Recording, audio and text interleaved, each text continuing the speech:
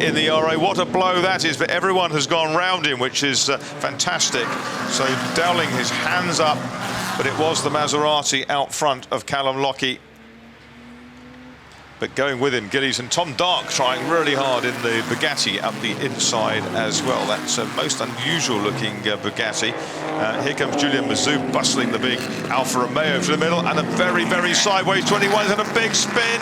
And that is the Fraser Nash of Eddie Gibbs. He goes round, he held it sideways for a very, very long way on the grass. Bruce, the leader's with you. Absolutely so, and it's Callum Lockie leading from Mark Gillies. They are tiptoeing around. It is very greasy out at St Mary's. Number 5 is in 3rd place. That's Nick Topless. He's gained quite a few positions. And of course, Paddins Dowling lost so many. Terry Crabb. You can see the rain on the lens. They pass my commentary box. Down into the dip they go. And then up the rise into Lavant. People being very, very cautious. Conditions really tricky on this opening lap. And you can see Van der Lof in the 1950 Ferrari, one of only 2 post-war cars in this race, trying to pick his way past the Bugatti in front of him, but they have to be so careful. And now we've got to move for the lead, and Mark Gillies around the outside of the King, goes past Callum Lockie in the Maserati. Maybe Callum's quite happy to pop in behind and just see Mark Gillies finding where the track is at its wettest, but the two of them, as you can see, already pulling well clear of Nick Topless.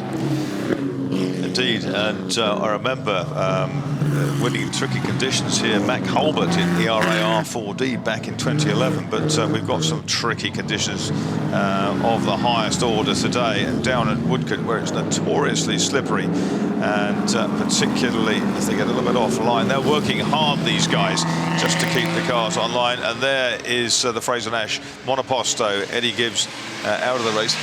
May be very happy. He probably rushed off to the little boys' room, I would think. There was a major, major slide down towards Ford Water. It was almost in slow motion as it happened. You can see Andy Wolf in shot there, starting to come forward. A pit visitor in the background, maybe crying enough because of the rain, but Mark Gillies 1.8 seconds clear on the line. You can see Nick Topless, good start, but he's 6 or so seconds back. John Yore in the pale blue number 17, working very hard around the outside, the Parnell MG, but Wolf passed him. Mazoub, 16th to 7th on the first lap, is a phenomenal drive from him. Van der Lof up to 12th, and he started 20th.